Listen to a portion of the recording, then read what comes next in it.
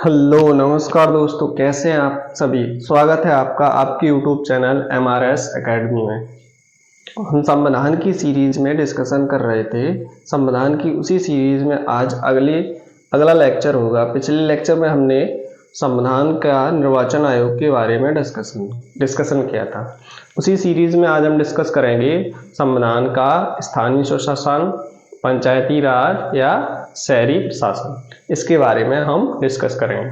तो चलिए आइए देखते हैं, समय न बर्बाद करते हुए आगे डिस्कशन करते हैं। तो ये जो हमारे हाँ, एक चीज़ और सभी लोग ध्यान से सुनेंगे कि जो भी हमारे लेक्चर्स होते हैं छोटे छोटे होते हैं। हाँ, हो सकता है थोड़ा अभी मेरे पास डिजिटल बोर्ड नहीं है, लेकिन मैटर में कमी नहीं होगी। डिजिटल बोर्ड नहीं है, इसके वजह से हो सकता है लोगों को कम पसंद आता हो, तो ये हो सकता है। बाकी मैटर आपको अच्छा मिलेगा जो भी, और किसी भी एग्जाम के लिए आप यूज कर सकते हैं स्टेट PCS तक जाना।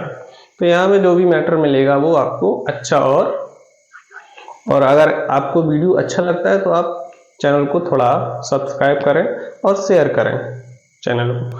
तो आइए देखते हैं आज के लेक्चर में हम किसको वर्णन करेंगे, स्थानीय स्वशासन और पंचायती राज, साथ में शहरी प्रशासन। ठीक, इन सब के बारे में डिस्कस करेंगे। तो आइए देखते हैं। सबसे पहले देखते हैं स्थानीय स्वशासन का अर्थ का मतलब होता है निचले स्तर के लोगों को। स्थानीय स्वशासन का अर्थ क्या है? निचले स्तर के लोगों को भागीदार बनाकर विकेंद्रीकरण को सुनिश्चित करना। ये प्रमुख ये अर्थ हो गया किसका? स्थानीय स्वशासन, कि जो भी निचले स्तर के लोग हैं उनको प्रशासन में भागीदार बनाकर और विकेंद्रीकरण को सुनिश्चित करना। विकेंद्रीकरण ऐसा नहीं, केंद्र के साथ में कंट्रोल। तो स्थानीय स्वशासन में क्या दिया गया है कि सिर्फ केंद्र के पास ही सारी प्रशासन की सुविधाएं थी। दूसरा अर्थ क्या है? लोगों को इतना सक्षम बना देना कि वे अपनी समस्याएं स्वयं ही हल कर सके। ये भी स्थानीय स्वशासन के अर्थ से संबंधित है। कैसे? लोगों को इतना सक्षम बना देना कि वे अपनी समस्याओं को स्वयं हल कर सकें। स्थानीय स्वयं लोकल सेल्फ गवर्नमेंट, लोग स्वयं अपनी समस्याओं को हल कर सकें। आगे देखेंगे स्थानीय स्वशासन के बारे में। इतिहास में कहाँ वर्णन मिलता है स्थानीय? चोल वंश और मौर्य वंश में स्थानीय स्वशासन के बारे में देखने को मिलता है। इतिहास में चोल वंश और मौर्य वंश में। आगे देखेंगे स्थानीय स्वशासन के जनक लॉर्ड रिपन। स्थानीय स्वशासन का जनक, ये कई बार पूछा गया है कि स्थानीय स्वशासन का जनक किसे कहा जाता है। तो स्थानीय स्वशासन के जनक कौन है? Lord Ripon. आगे स्थानीय स्वशासन के बारे में पंडित नेहरू ने क्या कहा है? गांव वालों को अधिकार दीजिए, ये हजारों गलतियां करेंगे लेकिन इनको काम दीजिए। तो स्थानीय स्वशासन के बारे में पंडित नेहरू ने क्या कहा कि गांव वालों को अधिकार दीजिए, ये हजारों गलतियां करेंगे, इनको काम दीजिए। ये था स्थानीय स्वशासन के बारे में पंडित नेहरू का स्टेटमेंट। आगे पंचायती राज। तो स्थानीय स्वशासन में के अंतर्गत पंचायती राज का वर्णन संविधान में किस अनुच्छेद के अंतर्गत किया गया है? पंचायतों का गठन, आर्टिकल 40 के तहत पंचायतों का गठन किया गया। तो पंचायती राज से संबंधित अब आगे देखेंगे कुछ प्रमुख समितियां। कौन कौन सी समितियां हैं? इन समितियों की डेट और किस समिति ने क्या सुझाव दिए।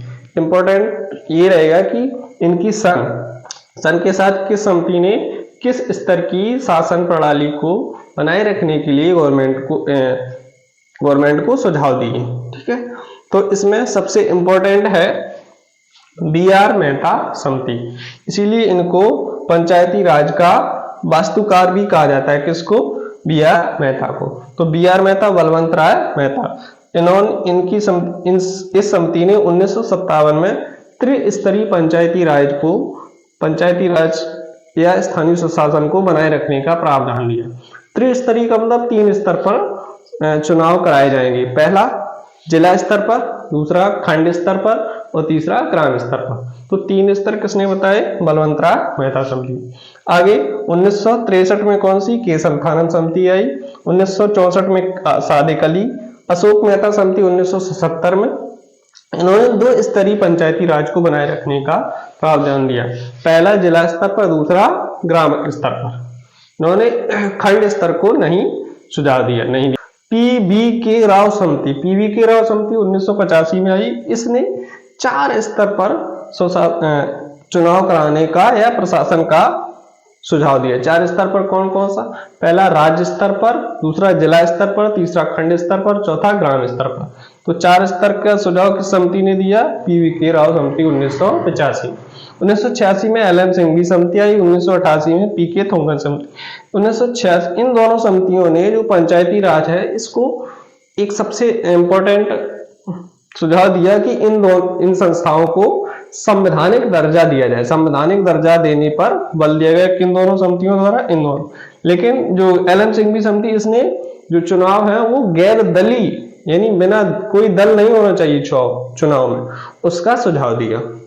तो ये थी पंचायती राज से संबंधित कुछ समितियां। तो आगे देखते हैं, इंपॉर्टेंट समितियां थी, इनकी सन और मैचिंग कई बार पूछा गया है। तो यहाँ पर आपको ये पॉइंट और याद रखना है कि पंचायती राज के जनक स्थानीय स्वशासन के जनक कौन है? Lord Ripon. और ये 1-2 स्टेटमेंट है, बाकी क्वेश्चन यहाँ से, समितियों से, और ये आर्टिकल से बनता है एक्सर का। तो अब जो पंचायती राज है उसका संविधान में क्या वर्णन है, कौन कौन से आर्टिकल में, कौन कौन से भाग में, और किस संशोधन के द्वारा संविधान में इसको जोड़ा गया। तो 73वें संविधान संशोधन, CA का मतलब कॉन्स्टिट्यूशनल अमेंडमेंट, कॉन्स्टिट्यूशनल अमेंडमेंट 1992 में 73वां संविधान संशोधन किया गया संविधान में, और भाग 9 जोड़ा गया। क्या? भाग 9 अनुच्छेद 243 ओ तक भाग 9 में जोड़ा गया। और इसमें कौन सी अनुसूची जोड़ी गई? 11वीं अनुसूची जोड़ी गई, जिसमें कितने विषय थे? 29 विषय थे। तो 73वें संविधान संशोधन 1992 में भाग 9 को संविधान में जोड़ा गया, संशोधन किया गया। आगे अब ये जो 73वां संविधान संशोधन था, इसको राष्ट्रपति की मंजूरी कब मिली?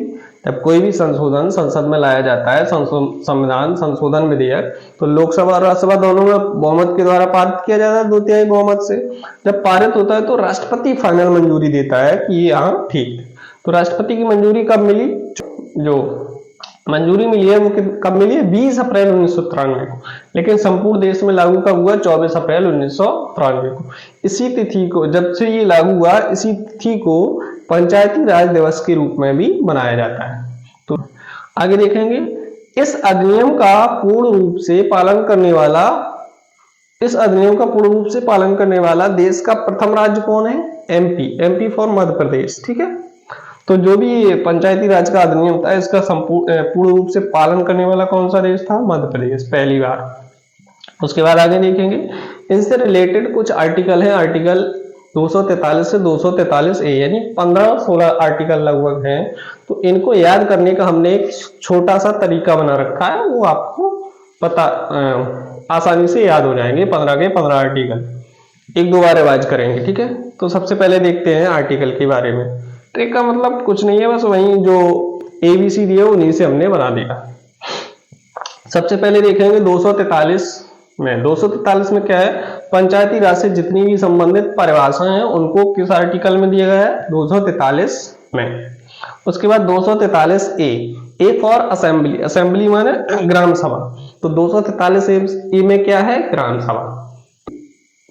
वे सभी लोग जो 18 वर्ष की आयु पूरी कर चुके हैं और निर्वाचन नामावली में उनका नाम है, तो वो ग्राम सभा के सभी सदस्य होंगे या ग्राम सभा के अंतर्गत काउंट करे जाएंगे। आगे देखेंगे 243B में क्या है? V फॉर बिल्ड करना मतलब पंचायतों का गठन यानी बनाना। तो 243B में पंचायतों का गठन किया गया है, किसमें? आर्टिकल 243B फॉर बिल्ड करना। C फॉर कंस्ट्रक्शन, पंचायतों की संरचना किसमें दी गई है? तो आर्टिकल 243C में। संरचना, कंस्ट्रक्शन माने संरचना, तो C फॉर कंस्ट्रक्शन माने संरचना, पंचायतों की संरचना किस आर्टिकल में दी गई? Article 243C। D फॉर दबे लोग, दबे लोग का मतलब SC ST व महिलाओं को पंचायतों में आरक्षण का प्रावधान, किसको? SC ST और महिला को। तो 243D में क्या है? D फॉर दबे लोग। आगे देखेंगे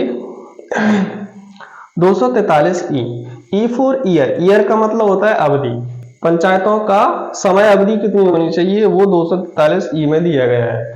कितने वर्ष होती है पंचायतों की अवधि? 5 वर्ष के लिए पंचायतों के लिए चुनाव कराए जाते हैं। ठीक है, आगे तो हो गए 5 article. A for assembly, V for build करना, पंचायतों का गठन, C फॉर कंस्ट्रक्शन, कंस्ट्रक्ट में पंचायतों की संरचना, D फॉर दबे लोग, SC ST के लिए और वह महिलाओं के लिए आरक्षण पंचायतों में। उसके बाद E फॉर ईयर, ईयर माने अवधि, पंचायतों का समय।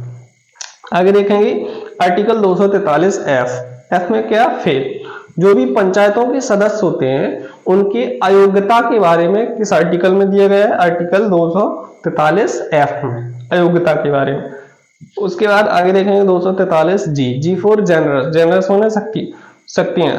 तो पंचायतों को शक्ति के बारे में किस आर्टिकल में दिया गया, आर्टिकल 243 जी। जो पंचायतें उनको जो शक्तियों का प्रावधान है, पावर्स दी गई, वो किस आर्टिकल में दी गई, आर्टिकल 243 जी में। जी के बाद H for high tax, high tax माने पंचायतों के पास कर अधिरोपण की शक्ति है, जो भी पंचायतें हैं वो कर लगा सकती हैं। तो किसमें, आर्टिकल 243 में, 243 एच में। H for high tax, high कर, हाई टैक्स या कर अधिरोपण, तो हमने याद करने का एक तरीका रख लिया। उसके बाद आई फॉर इनकम, इनकम का मतलब है कि पंचायत राज्य वित्त आयोग द्वारा पंचायतों को वित्त की व्यवस्था की जाएगी 43 आई में, किसमें, 243 आई में। उसके बाद आगे देखेंगे 243 जे फॉर जांच। अब पंचायतों के लोगों की संपरीक्षा करना या जांच करना, पंचायतों में जो भी सदस्य हैं उनकी संपरीक्षा और जांच के बारे में प्रावधान किया किसमें दिएगा, आर्टिकल 243 जे फॉर जांच। आगे देखें 243 के फॉर कैल, कैल इसको याद रख रहे हैं, कैल का मतलब होता है एक्चुअली कैल, एल फॉर इलेक्शन, तो इलेक्शन माने निर्वाचन। तो पंचायतों का 243 के में क्या दिया गया है, निर्वाचन आयोग के बारे में, राज्य के निर्वाचन आयोग के बारे में। 243 एल फॉर लागू होना, लागू होना संघ व राज्य, जो भी पंचायती राज संस्थाएं हैं या पंचायती राज संविधान जो संस्था है उसके सारे नियम लागू होंगे संघ और राज्य में। कहां कहां लागू होंगे, ये आर्टिकल किसमें दिया गया, 243 एल फॉर लागू होना, ये याद करने का तरीका है। उसके बाद 243 एम फॉर मना करना, एम फॉर मना करना, अब माने कुछ क्षेत्रों में लागू नहीं, तो जो भी पंचायती राज है, पंचायती राज के जो भी नियम है वो कुछ क्षेत्रों में लागू नहीं है, इसके बारे में क्या दिया गया है 243 एम में। एम फॉर मना करना, एम के बाद एन फॉर निरंतर बने रहना, एन फॉर निरंतर बने रहना, जो भी पंचायतें हैं उनका निरंतर बने रहना, जब तक कि चुनाव ना हो तब तक पंचायतों के जो भी सदस्य चुने जाते हैं वो निरंतर बने रहेंगे। तो एन फॉर निरंतर। O for objection, O for objection, ये बहुत इंपॉर्टेंट आर्टिकल है। ऑब्जेक्शन का मतलब विवाद, जब भी पंचायत चुनाव में विवाद होंगे तो उन विवादों को लेकर आप ऑब्जेक्शन नहीं ले सकते हैं और ना ही उन विवाद को लेकर क्या नाम किसी भी न्यायालय में जाएंगे। यहाँ न्यायालय वर्जित होता है, यानी यहाँ न्यायालय हस्तक्षेप कुछ भी नहीं करेगा। अगर कोई भी चुनाव में ऑब्जेक्शन होता है, कोई विवाद होता है, तो यहाँ न्यायपालिका का कोई न्यायपालिका आप नहीं जा सकते, यानी न्यायालय नहीं जा सकते कि कोर्ट में चले गए हमने आजकल हमारे चुनाव में ये हुआ वो हुआ धांधली हुआ, इसके बारे में तो यहाँ न्यायपालिका वर्जित है। किसमें, आर्टिकल 243 ओ फॉर ऑब्जेक्शन, यदि कोई विवाद होता है तो। ठीक, तो ये आर्टिकल 243 से 243 ओ तक बहुत इंपॉर्टेंट आर्टिकल थे, इनको याद रखना है पंचायती राज से संबंधित। इसमें कौन कौन से इंपॉर्टेंट है, जैसे ये पंचायतों का गठन से संबंधित, ये बहुत इंपॉर्टेंट है। 243 डी इंपॉर्टेंट है, 243 ओ इंपॉर्टेंट है। उसके बाद ये हमने यहाँ पर बताया था आ गया ये निर्वाचन आयोग वाला, ये इंपॉर्टेंट है। बाकी तो इंपॉर्टेंट तो सभी है, याद करने के तरीके हैं कितने ज्यादा इंपॉर्टेंट है। और ये कुछ डेट, ये डेट से याद कब पंचायती राज को मंजूरी मिली राष्ट्रपति को और कब ये संपूर्ण देश में लागू हुआ। पंचायती राज का सर्वप्रथम जो लागू हुआ था वो कब हुआ था, 2 अक्टूबर 1959 को। कब, नागौर, राजस्थान के नागौर डिस्ट्रिक्ट से इसका शुभारंभ किया गया था। कहां से, 2 अक्टूबर 1959 को नागौर राजस्थान से, किसका, पंचायती राज का। तो ये पंचायती राज से संबंधित हो सकता है, इसमें एक लेक्चर और ले लेता हूं तो कुछ और फैक्ट बचे हो उनको बता दूंगा। ठीक है, तो ये था पंचायती राज से संबंधित लगभग सारी चीजें हो गई। थोड़ा बहुत कुछ बचा होगा तो देख लेंगे आगे अगले लेक्चर में। अगर कैसा लगा वीडियो तो सभी लोग लाइक करेंगे वीडियो को अगर अच्छा लगता है, और नहीं लगता है तो डिसलाइक भी करेंगे, और चैनल पर नए हैं तो चैनल को सब्सक्राइब भी करेंगे, और ये भी बताएंगे कि क्या कमी रह रही है क्या नहीं। तो मैं कोशिश कर रहा हूं कि अपनी तरफ से पूरी कोशिश कर रहा हूं कि आपको बेटर से बेटर मैटर मिले, या जो भी चीजें हैं वो अच्छे से अच्छे और कम समय में। Thank you.